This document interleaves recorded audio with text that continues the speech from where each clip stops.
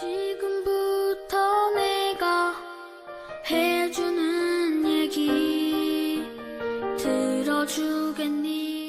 할렐루야. 8월 10일 화요일 새벽입니다. 오늘도 새날을 주신 하나님께 마음을 다해 예배하겠습니다. 먼저 찬양 올려드립니다. 주의 보좌로 나아갈 때. 주의 보좌로 나아갈 때에 어떻게 나가야 할까? 나를 구원한 주의 십자가 그것을 믿으며 가네. 주의 보좌로 나아갈 때에 나 여전히 부족하나. 나를 품으신 주의 그 사랑 그것을 믿으며 가네. 자격 없는 내 힘이 아닌 오직 예수님의 보혈로, 자격 없는 내 힘이 아닌 오직 예수님의 보혈로, 십자가의 보혈 완전하신 사랑 힘입어 나아갑니다. 십자가의 보혈 완전하신 사랑 힘입어 예배합니다.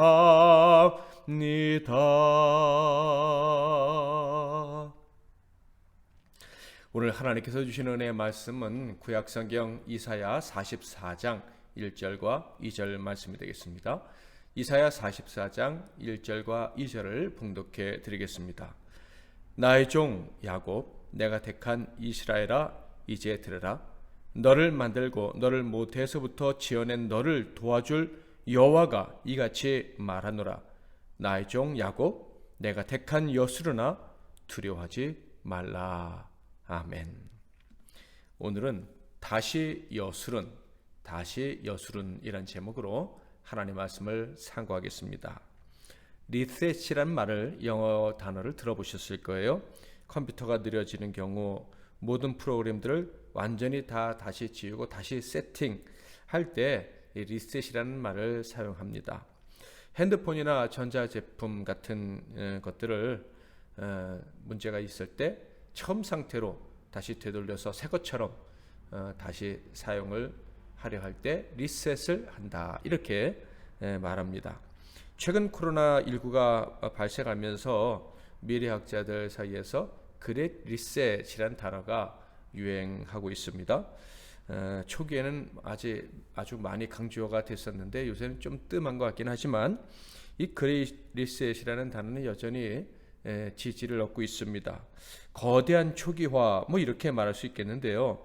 전 세계가 새로운 질서로, 코로나 이전과 이후가 완전히 다른, 코로나 이후에는 새로운 질서로 재편이 될 것이다, 이런 말이죠. 이 주장대로 새로운 질서가 세계에 세워진다면 이익을 보는 사람도 있겠고 손해를 보는 사람도 있을 것입니다. 이 중에 이익을 본다고 생각하는 사람은 이 그레이트 리셋이 제대로 빨리 이루어지기를 바라겠죠. 자, 보통 우리가 이 생활에서 리셋을 한다면 기계를 새 것처럼 쓰고 싶을 때 리셋을 한다고 합니다. 조금 귀찮아도 새 것처럼 쓸 수 있다는 생각에 리셋을 하죠. 세상이 다시 새로워질 수 있다면, 정말 그게 가능하다면 리셋을 하고 싶을 거예요. 그레이트 리셋을 주장하는 사람들처럼요. 그렇다면 혹시 사람의 리셋도 가능할까요? 사람도 새 것으로 만드셔서 새로운 인생을 살게 할 수 있을까요?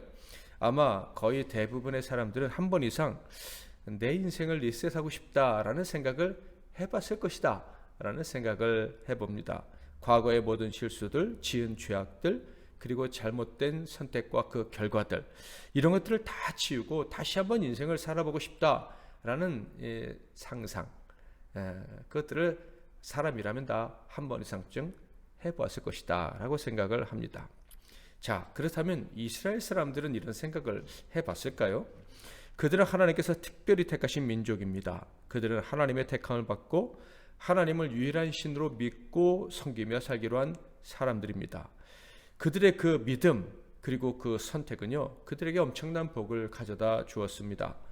애굽의 포로 생활에서 벗어날 수 있었던 것처럼 정말 특별한 은혜를 입었고요. 그들은 결코 큰 나라가 아니었으나 세상이 건드릴 수 없는 강력한 나라를 만들고 살아갈 수가 있었습니다. 나아가 그들은 거룩하신 하나님의 특별한 백성이 되므로 가장 높은 도덕적 영적 기준도 가지게 되었습니다. 그러니까 세상이 갖지 못한 옳고 그름에 대한 명확한 기준을 가질 수 있게 되었다 하는 거예요. 삶과 죽음을 결정하는 의와 죄에 대해서도 명확하게 정확하게 배워 알 수가 있었습니다. 이것은 정말 큰 복이에요. 그런데 한편으로는 큰 짐이기도 했습니다. 왜냐하면 그들은 하나님의 백성이긴 했지만 여전히 완전하지 않은 죄인들이었기 때문입니다. 하나님 말씀에 순종하기만 하면 그들은 누구보다 크고 분명한 복을 누릴 수 있었습니다. 그들도 그것을 잘 알고 있었고 경험했어요. 그런데 문제는 알면서도 그 말씀에 순종하지 못하는 경우가 너무나도 많았다 하는 거예요. 어쩔 수 없이 인간의 연약함 때문에 불순종하는 그런 부족함이 그들에게 있었다 하는 거예요. 출애굽기 20장 6절에 보면 나를 사랑하고 내 계명을 지키는 자에게는 천대까지 은혜를 베푸느니라. 아멘. 너무나 잘 알고 있어요. 자, 그런데 34장 6절 7절에는 어떤 말씀이 있습니까? 여호와께서 그의 앞으로 지나시며 선포하시되 여호와라 자비롭고 은혜롭고 노하기를 더디하고 인자와 진실이 많은 하나님이라. 인자를 천대까지 베풀며 악과 가실과 죄를 용서하리라. 그러나 벌을 면제하지는 아니하고 아버지의 악행을 자손 3, 4대까지 보응하리라. 하나님은 순종하는 자에게 천대까지 복을 주시겠다는 약속을 하십니다. 영원히 복을 주시겠다는 말씀이죠. 자, 그런데 문제는 불순종하면 벌을 받아야 된다는 것입니다. 하나님은 공의의 하나님이십니다. 진실하신 하나님이십니다. 그러므로 그의 백성이라면 당연히 의를 행해야 돼요. 옳아야 돼요. 공의로워야 됩니다. 그리고 거짓이 없는 정직한 삶을 살아야 하는 거예요. 그러므로 하나님의 백성이라고 하면서 의를 행하지 않고 거짓을 행한다면, 언약을 쉽게 어겨버린다면 하나님의 법을 어긴 그 죄를 물어 벌을 받아야 마땅한 것입니다. 자, 이렇게 하나님의 기준에 합당하게 살아야 된다는 것을 알면서도 그 기준에 부합하지 못해서 그 기준을 어겨서 죄를 짓고 벌을 받게 되었을 때 이스라엘 사람들은 어떤 생각을 할까요? 분명 다시 시작할 수 있다면 다시 시작하고 싶을 거예요.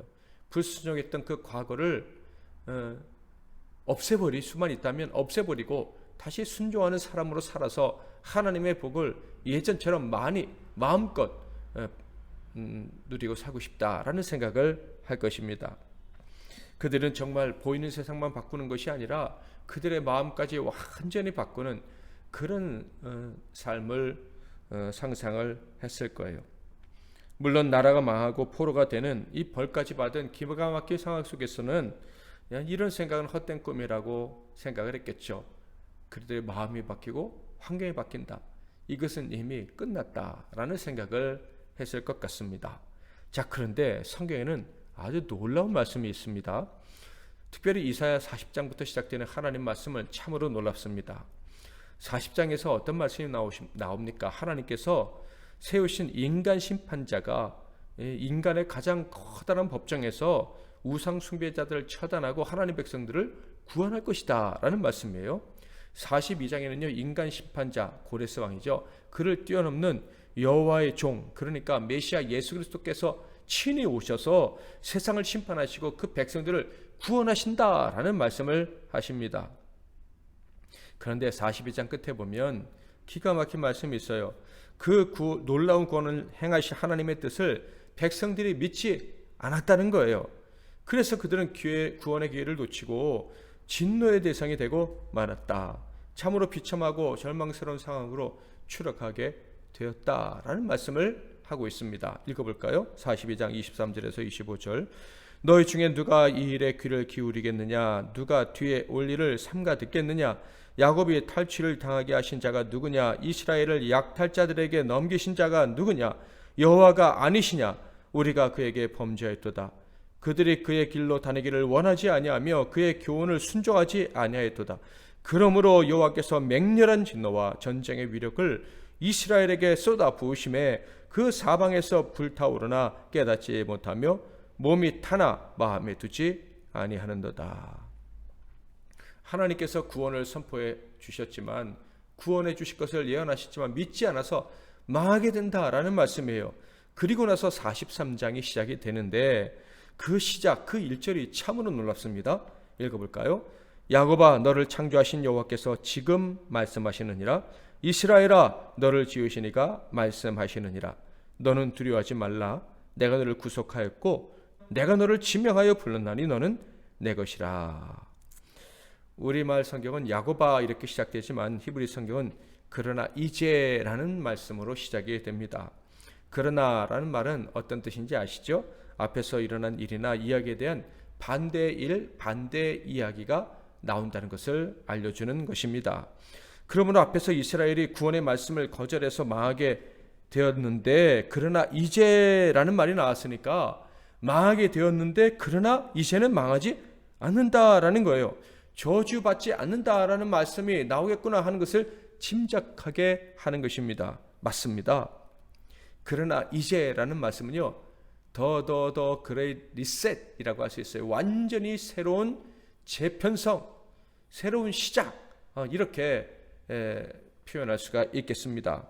하나님께서요, 구원을 거절하고 죄를 짓고 말씀을 거부해서 죽을 수밖에 없는 그들을 완전히 고치셔서 다시 시작할 수 있게, 처음부터 다시 나아갈 수 있게 해주시겠다라는 말씀을 지금 하시려고 그러나 이제라는 말씀을 하신 거예요. 망해야 하는 너희들이지만 내가 처음 너를 부르고 구원했을 때처럼 살리고 도와주겠다라는 말씀을 하시는 거예요. 물 가운데 있든지 불 가운데 있든지 나의 넘치는 사랑으로 반드시 구원해 줄 것이며, 벌을 받아야 한다면 애굽이 대신 벌을 받게 해주겠다라는 말씀을 주님이 하셨던 것입니다. 자, 그런데 하나님이 이렇게 그레 리셋, 새롭게 시작할 수 있겠다, 있게 해주겠다라는 말씀을 해주셨음에도 불구하고 43장 끝에 보면 결국 이스라엘은 이렇게 반응을 합니다. 마지막 27절 28절. 내 시조가 범죄하였고 너의 교사들이 나를 배반하였나니 그러므로 내가 성소의 어른들을 욕되게 하며 야곱이 진멸당하도록 내어주며 이스라엘이 비방거리가 되게 하리라. 이스라엘이 완전히 망하게 되었구나라는 것을 알 수가 있어요. 하나님이 위대한 리셋을 허락해 주셨지만 이스라엘은 또다시 죽을 죄를 짓고 엄청나게 무서운 벌을 받을 수밖에 없게 되었다는 거예요. 자, 이 말씀을 하신 후에 다시 44장이 시작되는데 44장 1절을 읽으면 우리는 또다시 놀라지 않을 수가 없습니다. 읽어볼까요? 나의 종 야곱, 내가 택한 이스라엘아, 이제 들으라. 이제 들으라 라는 말씀을 보셨습니까?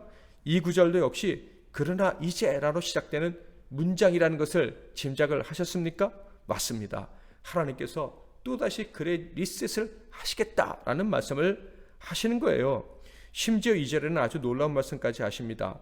더 구체적으로 그들을 어떻게 새롭게 하실 것인지 말씀을 해주시는 거예요. 너를 만들고 너를 모태에서부터 지어낸 너를 도와줄 여호와가 이같이 말하노라. 나의 종 야곱, 내가 택한 여수르나 두려워하지 말라. 하나님을 배반하는 죄악으로 심판을 받아야 될 자들을 죄인이요 망할 자라고 부르지 않으십니다. 망할 것 때문에 두려워하지 말라는 말씀까지 해주십니다. 대신에 망할 것, 망할 사람, 벌 받아야 될 너희들 이란 말 대신에 나의 종 야곱, 내가 택한 여수르나라고 불러주십니다. 너희는 이런 나에게 특별한 존재니까 두려워하지 말아야 돼 라는 엄청난 사랑의 말씀을 들려주신 거예요. 특별히 여기서 여수르나라고 부르셨는데요. 이 여수르나는 호칭의 뜻이 무엇일까요? 정직한 자, 올바른 자라는 의미입니다. 그러니까 범죄한 자들, 망해야 되는 자들, 벌 받아야 될 자들을 정직한 자다, 의로운 자다, 옳은 일을 행하는 자다라고 불러주셨다는 거예요. 어떻게 이렇게 불러주실 수 있습니까? 리셋하셨기 때문인 거예요. 그들의 죄악을 다 사하시고 다시 하나님 앞에서 바른 의로운 자로 살아갈 수 있는 기회를 주셨기 때문인 것입니다.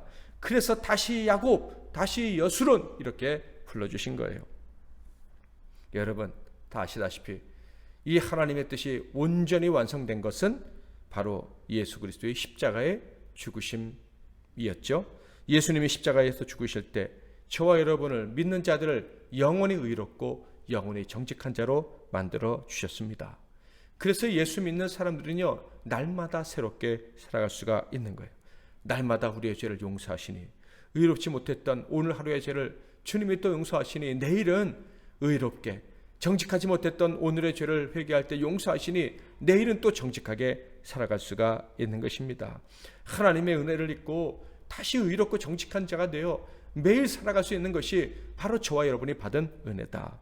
매일 우리는 여술은, 다시 여술은이다 라는 그런 엄청난 호칭을 하나님께 받으면서 살아가는 복된 인생이다 하는 거예요. 혹시 의심할까 하여 예수님이 이런 말씀도 해주셨죠. 마태복음 18장 21절 22절 그때 베드로가 나와 이르되 주여 형제가 내게 죄를 범하면 몇 번이나 용서하여 주리까? 7번까지 하오리까? 예수께서 이르시되 내게 이르노니 7번뿐 아니라 7번을 70번까지라도 할지니라. 아멘.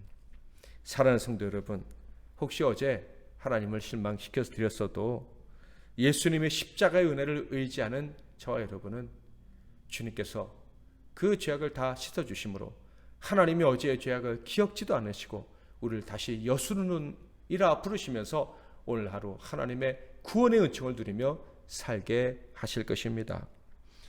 이 믿음으로 하루를 사셔야 됩니다. 이것이 우리의 믿음의 핵심이고 이 믿음을 가지고 살아갈 때 하나님이 기뻐하시는 것입니다. 오늘도 우리를 다시 정직한 자로 불러주시고 인정해 주신 의로운 자로 여기시는 그 하나님을 기쁘시게 해드리며 살아가는 저와 여러분이 다 되시기를 주님의 이름으로 축복합니다. 오늘도 말씀 붙잡고 기도하시는데 제가 먼저 기도하고 여러분 각자 기도하시길 바랍니다. 우리가 경험한 대속의 은혜는 날마다 다시 살리시는 은혜다. 날마다 다시 여수론으로 의로운 자 정직한 자로 살게 하시는 은혜다라는 것을 기억하고 믿음으로 그 사실을 딱 붙잡고 기도하시길 바랍니다. 하나님 아버지, 저희들을 다시 여수르나라고 불러주시니 감사합니다. 자격 없는 우리들이 의로운 자 정직한 자가 되어 하나님을 기쁘시게 해드리는 사람, 하나님의 영광을 올려드리는 삶을 오늘 또 살게 하시니 감사합니다. 그런 삶을 오늘 살게 될 줄 믿고 기대하면서 주님의 동행하심 믿고 주님 손을 꼭 붙잡고 살아가는 우리 모두의 복된 하루 되게 하옵소서. 예수 그리스도의 이름으로 기도하옵나이다. 아멘.